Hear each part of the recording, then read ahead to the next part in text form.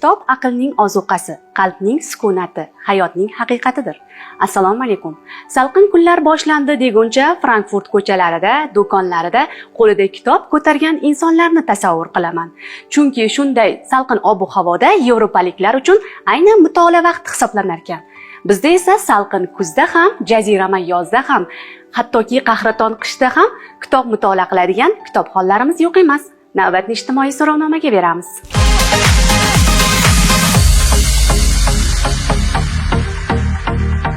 Bolaligingizda ilk o'qigan kitobingiz?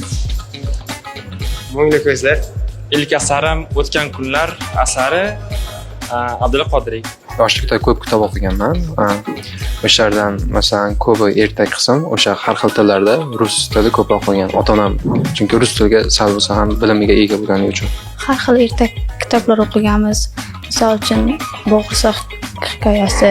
Men esimda yo'q unchalik, lekin o'sha ertak kitoblarini o'qiganman ko'pincha. O'sha ertaklar, keyin ba'zi g'azallar o'qib turardim, Alisher Navoiyning g'azallariga qiziqardim.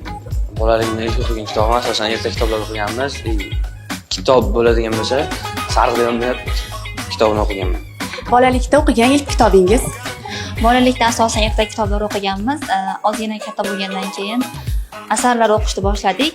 Birinchi o'qigan asarim bu Shunbola G'afur G'ulomning Shunbola asari bo'lgan. Juda ham dunyoqarashini kengaytiradigan ulkan hikoyalar bor. Bu asar menga juda ham katta saboqlar bergan. Men bolalikda juda ko'p ertak kitoblar o'qiganman, lekin har doim hamma birinchi o'qigan asari o'z uchun yangi tafsilotlar, yangi dunyoqarashlar uyg'otadi. Bu meni eng birinchi sevimli romanim Said Ahmadning O'q degan romanini o'qiganman. Bu juda ham hamma yoshlarga tavsiya qilib qolaman. Shu asarni o'qishni juda ham ma'rifatimizni, ma'naviyatimizni boyitadigan asarlardan biri deb shu kitobda ayta olaman-da. Yaxshi roman. İlk o'qigan kitobim bu Yoriltosh, Zumrad qimmat, yana juda ko'p ertak kitoblar o'qiganmiz. Bolaligimda ikki eshik orasida O'tkir Hoshimovniki, keyin 5 bolaligicha Xudoybergan To'xtaboyev asarlari. Sariq. Bolalikda eng birinchi o'qigan kitobim bu. To'g'risini aytganda ertak kitob bo'lgan. Shu To'g'rivoy va Egirvoy nomli kitobni o'qiganman. Hozir yaqinda o'qib chiqqan kitobim G'afur G'ulomning Shunbola asari bu. Kitob o'qigan. Ko'proq qaysi janrdagi kitoblarni o'qiysiz? O'zim she'r yozganligim uchun menga nazm qulayroq. Hozir men ingliz tilida o'qiyotganim tufayli o'sha ingliz tiliga oid darajali kitoblar o'qiyman. Yulduzli tunlar asarini o'qimoqdaman. O'tkir Hoshimovniki. Men hozir janrdagi kitoblarni o'qimayapman, o'sha ilmga xususlashgan, o'zimiz konchilikka qiziqarli bo'lgan o'sha kitoblarni o'shalarda foydali ma'lumotlarni qidirish uchun o'shanda o'qiyapman hozir foydali bo'yicha. Tarixiy kitoblarga qiziqaman. Shu asosiy janrda tarixan chuqurroq bo'lgan kitoblarni o'qiyman. Hozir asosan romanlarni o'qiyapman. Yulduzli tunlar, Ikki eshik orasi, O'tgan kunlar, shu kabi romanlar o'qiyapman. Roman janridagi kitoblar menimcha hamma mutolaachilarni ko'p qiziqtirsa kerak deb o'ylayman. O'zimiz ham ko'p roman janrida o'qiymiz. Ko'proq mana shu hayotiy voqeaga asoslangan kitoblar, Detektiv, badiiy, aralash. Lirik janrdagi kitoblarni. lirik. Kitob o'qish uchun qulay vaqt? Kitobxonga farqi yo'q. Har qanday joyda kitob o'qisa bo'ladi. Ertalabda. O'sha obeddan keyin tushda Obedda kechga o'qisa. Tushlikdan so'ng kechga uxlashdan oldin o'qib uxlab yaxshi deb o'ylayman. Inson zerikkanda bo'sh qoladigan vaqtda kitob o'qisa yaxshiroq hisoblanadi. Kitobni asosan miya dam olganda, albatta, qotiq paytida, ya'ni soat 4 dan 6 gacha o'qish manfaatliroq deb o'ylayman. Biz ko'pincha ayollar baribir hammani ishlarimiz qilgandan keyin kechqurungi vaqti, uxlashdan oldingi vaqti biz o'zim uchun o'sha vaqt qulay deb hisoblayman. Kechqurungi uxlashdan oldingi vaqti tinchlik, sokinlikda asarga berilib o'qiydigan vaqt deb hisoblayman. Menga ko'proq shu tushdan keyin. Chunki dam oladigan payt keladi, baribir o'qishdan chiqib, yo'lda ketayotib ham, misol uchun mashinada o'qib bemalol yoki ertalab kelayotganimda, menga qulay payti shu ertalab yo tushdan keyin. Vaqtiga qaramadi, shu hech kim xalaqit bermasa, o'shanda yaxshi joy bo'ladi. Yaxshi sizda qoladi, maroqli o'qish bo'ladi. Mutolaa vaqt tanlamaydi, bo'sh vaqtda o'qisa o'ziga foyda bo'ladi. Kechki ovqatdan keyin o'qirib.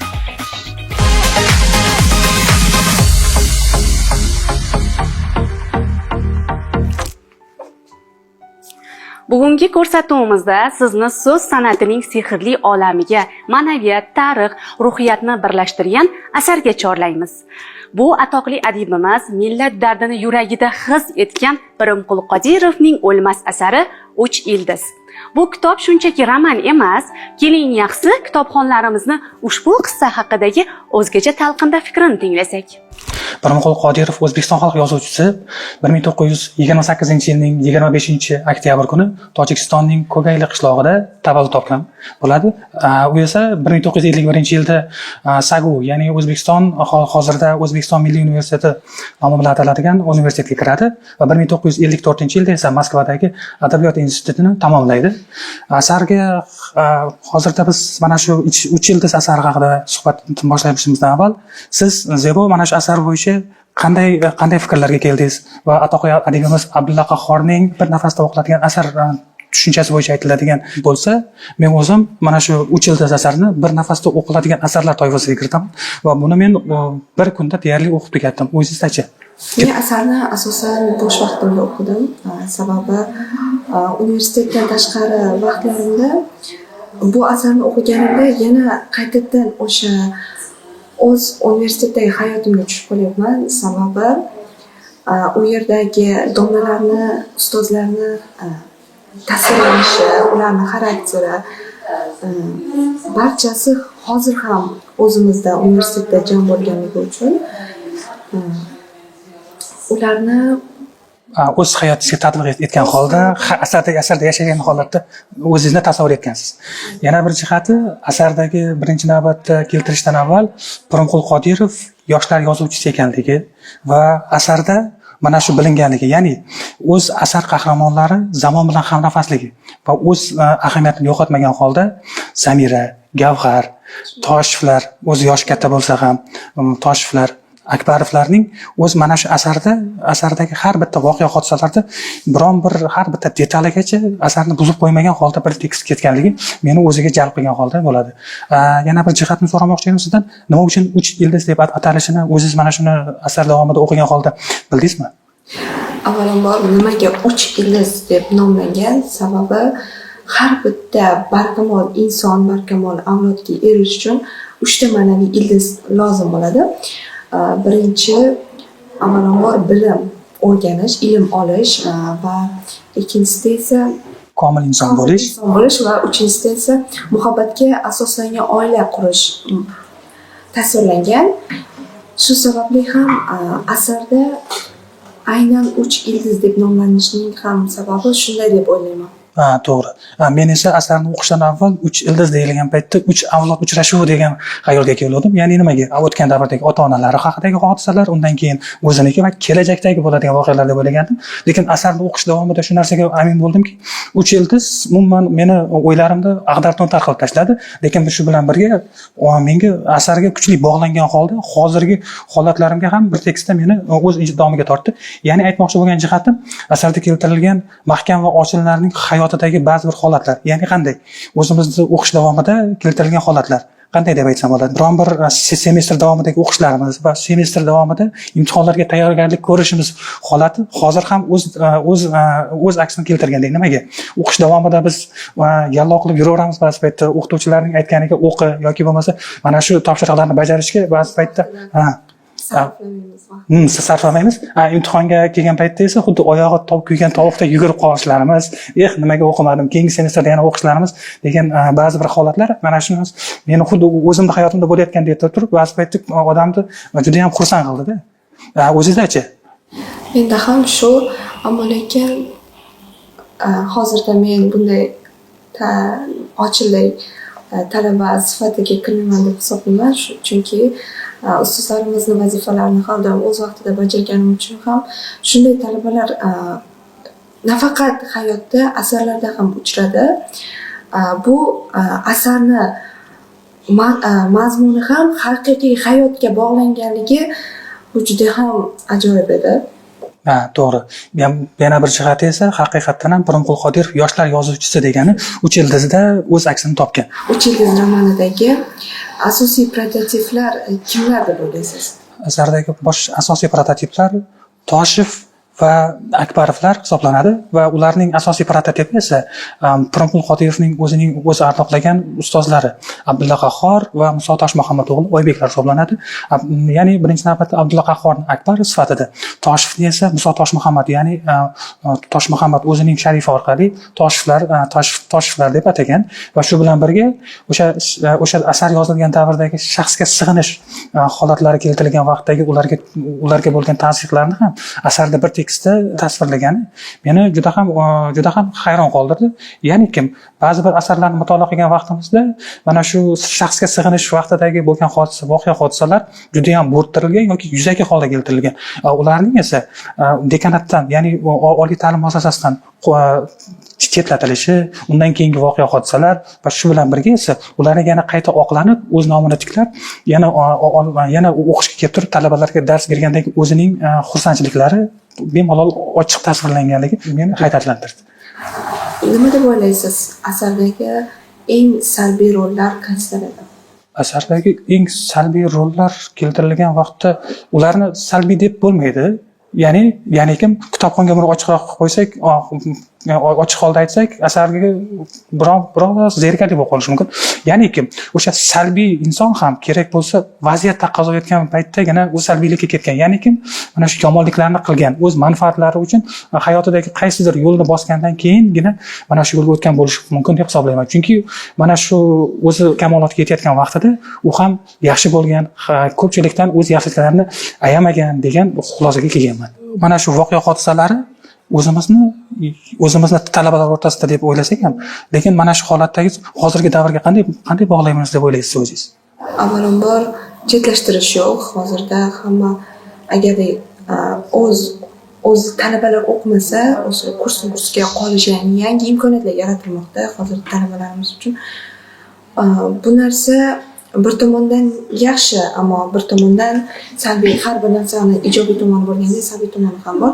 Talabalarimiz o'zini ustida ishlashi juda ham kam, lekin hozirda grantlarni ham 1 yillik taqsimlangani bu talabalarga faqat kirganda bir marta o'qish emas, grantga o'quv davomida yana o'z bilimlarini yanada oshirish va shu bilan birga faqatgina o'sha universitetga kirdim, bo'ldi, men grantman degan cheklovlar bo'lib qoladi, to'xtash bo'lib qoladi. Talabalarda ko'pida to'xtash bo'lib qoladi. Shu narsani to'g'rilab yangi qarorlar chiqqanidan juda ham hozir xursandman. To'g'ri. Chunki mana shu aytganingizdek, grant yoki kontrakt shaklida deganingiz, grantga kirgandan keyin odamda ba'zi bir holatda boqimandachilik, ya'ni o'qishim bo'laveradi, kontrakt to'lamayman, stipendiya olib beraveraman degan narsa. Hozirgi vaqtda esa mana shu kerak bo'lsa grant shaklida o'qiyotganda ham agar o'z baholari pasayib ketsa, kontraktga o'tib ketishi, mana shunisini narsasini qilyapsiz.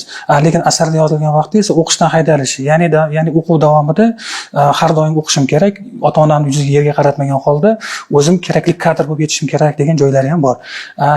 Yana bir jihati menga o'ziga yoqqan tomoni, Gavharni o'zi yoqmagan joyda 1 yil davomida o'qigandan keyin o'qishni tashlab, o'zi yoqtirgan arxitektura yo'nalishiga kirib, o'sha yerda o'qishi meni juda ham hayratlantirdi desam bo'ladi. Ya'ni ko'pchilik talabalarning o'zida hozirgi yoshlarning orasida katta muammo degan narsa desam bo'ladi. Chunki nimaga? Ular hozirda kimdadir qistovi yoki ota-onasining ta'sirida mana shu qaysidir oliy ta'lim muassasasiga kirgan va ko'pchilik yoshlar o'z tanlovi asosida o'qimayotganligi hozirda ham bir muammo deb o'ylab qolaman. Shunga qanday fikrda bo'lasiz o'zingiz? Gavharni men o'zimda ko'rganman, chunki men ham o'z yo'nalishimga qiziqmasam ham, lekin universitetga topshirganman o'sha uydagilar qistovi bilan. Ammo lekin o'zimni boshqa sohada sinib ko'rishni juda ham xohlayman. Balkim kelajakda Gavharga o'xshab men ham o'zim yo'nalishimda o'qigan sohamda ketmasman va o'zim qiziqqan sohada, o'zim qiziqqan yo'nalishga baribir insonni qalbi o'zini istagiga baribir intiladi. Hozirgi mana shu yetishib chiqayotgan yoshlarga qanday asar mutolaasi bo'yicha qanday tavsiya bera olasiz o'zingiz? O'qishga kirish oldin o'sha kambag'allikda, ya'ni eng pastki pog'onadan olib chiqish bo'lgan edi. Ammo lekin hozirda biroz saviya pasayganligi sababli talaba bo'ldim degani bu ertaga sizni kelajagingiz yetuk bo'ladi degani emas. O'zingizni ustingizda hozir harakat qilishingiz kerak. Hozirda kurash kuchaygan, chunki nimaga o'qishga kirish bemalol bo'lgandan keyin oliy ma'lumotli kadrlar o'rtasidagi bo'lgan, ya'ni har bitta avvallari kerak bo'lsa oliy ma'lumotli insonlar kam bo'lganligi sababli har bitta insonga ish topish bemalol bo'lgan. Hozirda esa kerak bo'lsa bitta joyga 10 ta odam ham talashyapti. Xuddi mana shu jihatlari ham borda. Shu narsasini ham inobatga olgan holda hozirgi yetib chiqayotgan yosh avlodlar o'zi qaysi sohaga qiziqishi birinchi navbatda va qaysi sohada xuddi shunday. Va o'sha sohada o'zini olib keta olamanmi, yo'qmi deb turib birinchi navbatda sinab turib, keyingina o'zi tanlagan yo'lda sobit qadam yurishini tavsiya qilish mumkin. Yana qanday qo'shimchalar kirita olasiz o'zingiz shu jihatlarga? Hozirda kasblar ham ko'p. Agarda inson o'zini xohishi bo'yicha o'zini yo'lida yurmasa, o'zini ishlayotgan ishiga mehr bera olmay qoladi. Har bir ishda mehr bo'lsa, bu narsa rivojlanadi. O'zini o'zi sayqallaydi inson birinchi navbatda. Undan keyin esa o'z ishidagi og'irliklarni bir tekisda yengillikka chiqarish va shu bilan birga hozirgi vaziyatda ham o'z mehr bilan intiladi. Mana shu vaziyatdan chiqib ketishi kerak. Agar inson o'sha kasbiga mehr qo'ysagina, qiyin vaziyatlar ham unga chikora bo'lganda bemalol xuddi shunday. Har bitta qiyinchiliklarni bemalol bosib o'tadi degan maqsadda bo'ladi shunday. Unda Pirimqul Qodirov bu asarda nimani ko'proq tanqid qilgan? Birinchi navbatda Pirimqul Qodirov bu asarda asosiy g'oya sifatida adolatsizlikni targ'ib qilgan holda mana shu adolatsizlikka qarshi kurashni targ'ib qilgan. Ya'ni o'zimizni hayotimizga olib qarasak, ba'zi bir holatda o'zimiz hayotimizda bo'layotgan adolatsizliklar asarda ham keltirilgan. Ya'ni qanday? Ba'zi bir ta'magir o'qituvchilarning o'z manfaatlari ustida talabalarni qurbon qilgan holda mana shu ishlarga tortishi va mana shu holatda insonning qanday yo'l tutishi befarqlik holatidami yoki bo'lmasa mana shu adolatsizlikka qarshi kurashmi asosiy ochib berilgan. Ya'ni qanday tushuntirsam bo'ladi? Insonning ba'zi paytda hozirgi kunda eng katta narsa befarqlik hisoblangan holati. Ya'ni menga nima bo'laveradi-ku, men shu paytgacha bo'lgan narsa emas. Inson mana shunday narsaga qarshi kurashgan holatda ertaga mana shu narsalar bo'laversa, men shunday o'tib ketsam, ertaga mendan keyingilar ham shunday bo'lsa, qanday yashaymiz degan narsa asosiy g'oya bo'lib turadi va mana shu g'oyalar asosida asarning eng kulminatsion nuqtasi esa avvalgi barcha har bitta yomon g'arazli insonlarning barcha kirdikorlari ochilgan holatida meni juda ham hayratlantirdi va shu bilan birga esa asarda oxirida Mahkam va Gavharning o'z suhbatida Gavhar meni kuting va men albatta sizning oldingizga kelaman degan joyi va mana shu yakunlanishi eng qiziq joyi. Ya'ni nimaga? Bu asar insonning asar tugashida har xil o'zining xayollarida har xil xotima bilan berishiga yozuvchini eng shirin joyini asarni keltirgan holatda deb bilaman. Yana shu bilan birga esa asarda keltirilgan joylari Mahkam va Gavharning o'zaro munosabatlari bir maromda keltirilgani ham meni o'ziga jalb qildi deb o'ylayman. Daraxt ildizsiz yashamagani kabi inson ham 3 ildizsiz barqaror bo'lolmaydi. Aziz kitobxonlar, mana bugungi 3 ildiz asarining ham muhokamasi yakunlandi.